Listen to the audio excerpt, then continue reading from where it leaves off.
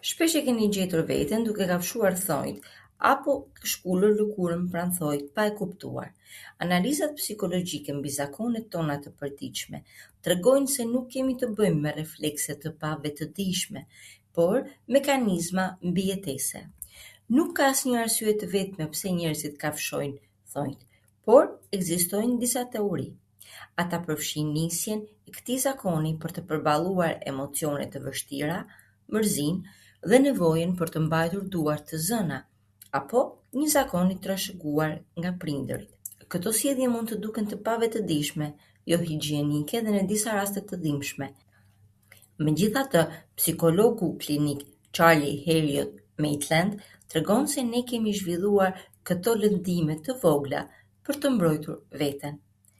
Duke krijuar një ngacmim të vogël, trupi arrin të fokusohet menjëherë fizikisht dhe të çlirojë tensionin, duke krijuar një ndjenjë kontrolli, i tha Dr. Heriot Maitland gazetës The Independent, duke shtuar, kjo sjellje është më e preferueshme përballë emocioneve të pakontrolluara dhe dërmuese. Psikologu thotë se kafshimi i thonjve është një mënyrë për të mbrojtur veten. Truri është një makineri mbijetese, ai nuk është programuar për të optimizuar lumturinë dhe mirëqenien tonë, por për të na mbajtur gjallë, thot ai. Truri ka nevojë që bota të jetë e parashikueshme, nuk i pëlqejnë surprizat dhe nuk dëshiron të na zërë të papërgatitur.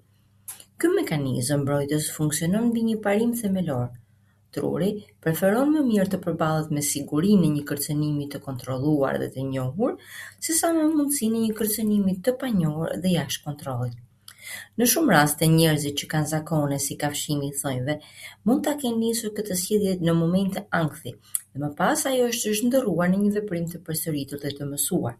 Edhe pse ekzistojnë këshilla praktike për ta ndaluar zakonin, si prerja e thonjve më shkurt apo përdorimi i produkteve kundër kafshimit të thonjve, në vend të kësaj duhet të kuptojmë funksionimin e këtyre sjelljeve dhe frikërat që fshihen pas tyre dhe nga të cilat ne po mbrohemi. Prandaj, herën tjetër që kafshoni thonjt, mos i quani veten të dobët, por pyete: nga çfarë po përpiqet truri im të më mbrojë? Sepse nuk ka zgjidhje të shpejta, ka vetëm kuptim.